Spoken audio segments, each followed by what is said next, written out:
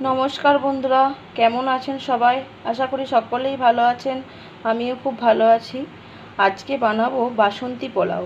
পোলাও বানানোর জন্য আমি চালটাকে খুব ভালো করে ধুয়ে নিয়েছি। চালটা ধুয়ে আমি জল ঝরাতে দিয়েছি। জল ঝরানো হয়ে গেলে এখন দেখুন জল ঝরে গেছে। এটাকে আমি এখন কাপ মাপ করে নেব। একটা কাপ নিয়ে চালটা আমি মেপে নেব।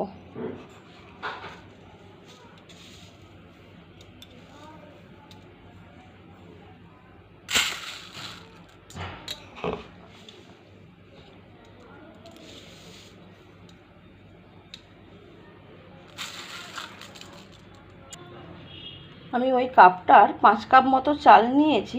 এবারে এই চালটার মধ্যে কিছু মশলা দেব, মানে মশলা বলতে যেমন নুন,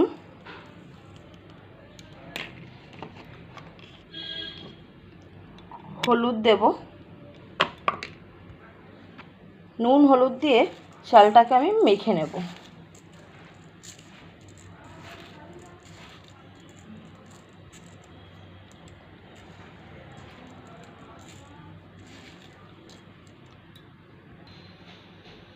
নুন হলুদ দিয়ে চালটা আমি ভালো করে মেখে কিছুক্ষণ রেখে দেব।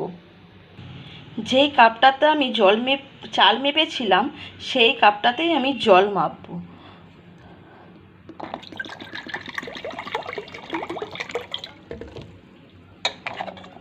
আমি নিয়েছি 5 কাপ চাল, এখন আমি নেব 10 কাপ জল, মানে যা চাল তার ডবল জল নেব।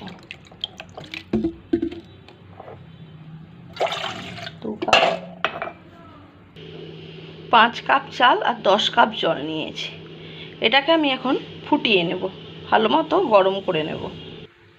গ্যাসে একটা কড়াই বসিয়ে আমি এর মধ্যে দেব ঘি।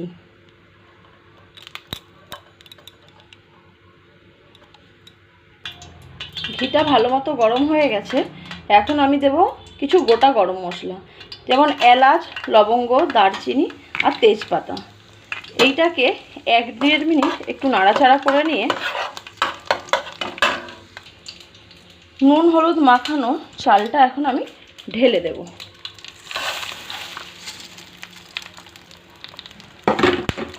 এই চালটাকে আমি খুব ভালো করে ভেজে নেব।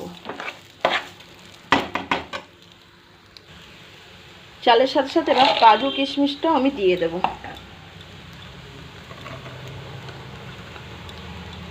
কাজু কিশমিশটা তেলে আগে দিয়ে তারপরে চালটা দিলে বেশি ভালো হয়, কিন্তু কাজু কিশমিশটা একটু পুড়ে যায়।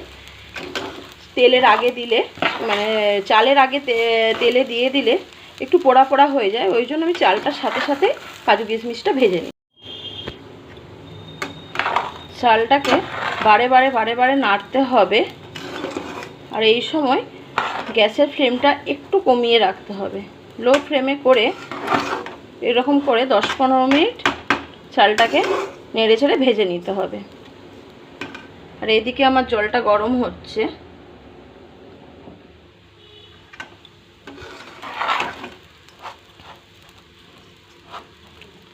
আমার 10-15 মিনিট হয়ে গেছে ভাজা। এবার আমি গরম জলটা এর মধ্যে দিয়ে দেব।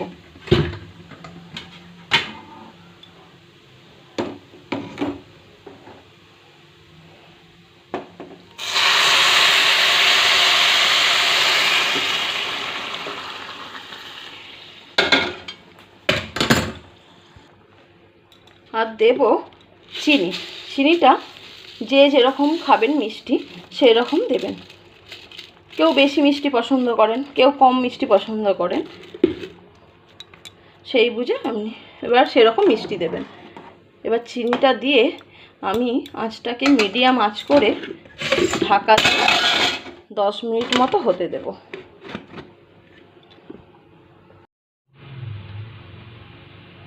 10 মিনিট মতো হয়ে গেছে। এইবার একবার খুলে দেখব।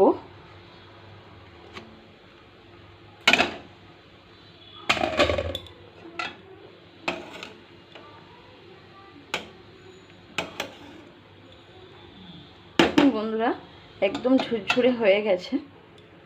এখন আমি গ্যাসের ফ্লেমটা বন্ধ করে আবারও 10 মিনিটের মতো ঢাকা দিয়ে রেখে দেব।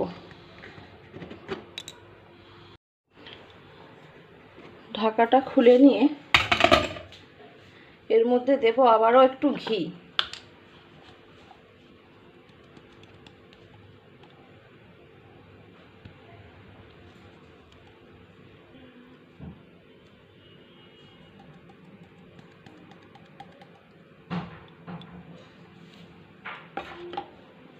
আর দেব গরম মশলা।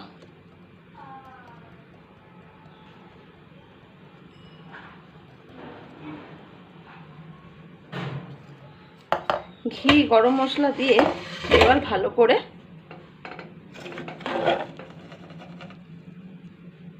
মাখিয়ে নেব ঘি গরম মশলাটা।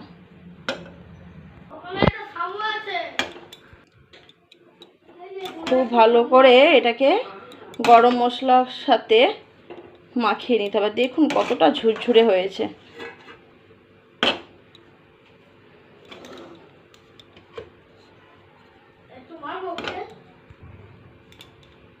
হয়ে গেছে পোলাও আমার। কেমন লাগলো ভিডিওটি আমাকে লাইক কমেন্ট করে জানাবেন। ভালো লাগলে শেয়ার করবেন আর সাবস্ক্রাইব করবেন।